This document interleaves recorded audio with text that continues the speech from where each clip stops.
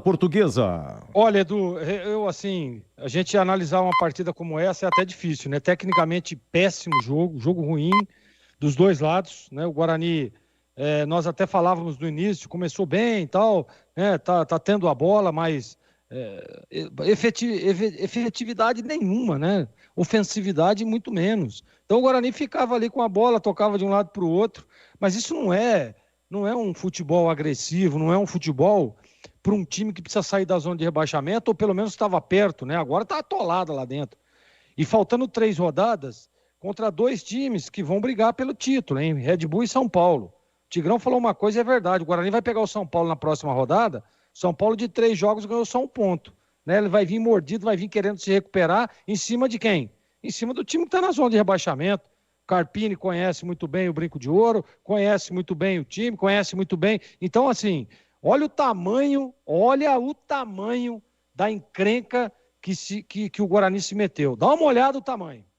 Dá uma olhada o tamanho. E quando a gente vem aqui no microfone falar que o treinador não era esse que a gente contrataria, né? Não era esse jogador que eu traria. Cadê o executivo de futebol que só fica ali por trás, né? Fala mansa, fala aqui, fala ali, mas cadê? Vem explicar agora. Vem, é só vir explicar. Não tem que ficar mandando o treinador hoje da coletiva. Quem tem que dar coletiva hoje é o executivo, porque é ele que montou esse time. Meu Deus do céu, o Guarani não tem, tá apático, emocionalmente falando, abaixo de 0. E não tem técnica, não tem tática. Manda embora um treinador que conhecia o elenco, contrata um outro que ele mesmo disse na coletiva do jogo passado: eu não conheço o elenco.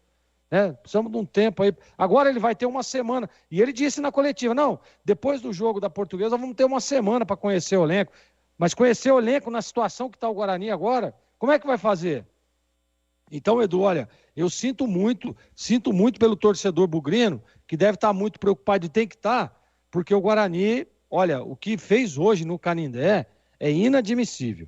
Inadmissível. Um time acéfalo, apagado, um time morto emocionalmente, um time que, perdendo o jogo, não conseguiu dar um chute no gol.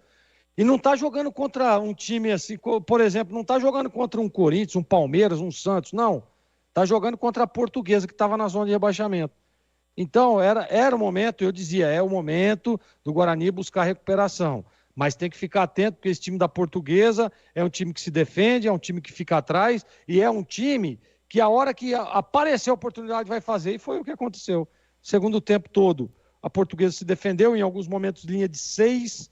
Como é que você vai entrar? Não tem como. O Guarani não tem um centroavante, o Guarani não tem o sistema defensivo, né? Os dois laterais apagados, os 2 zagueiros perdidos. Pô, aquela bola que o Ricardinho meteu no travessão é inadmissível, aquela bola, pô. Cadê o zagueiro do time? Os 2 zagueiros, eu tô falando. E aí o treinador vem e mexe, precisando ganhar o jogo, ele tira um volante e coloca o outro zagueiro. Então assim, realmente é uma lambança atrás da outra, e eu sinto muito pela situação do Guarani, sinto muito mais pelo torcedor que está sofrendo. E eu queria ouvir o executivo de futebol trazer explicações das contratações e da escolha do treinador, Edu Pinheiro.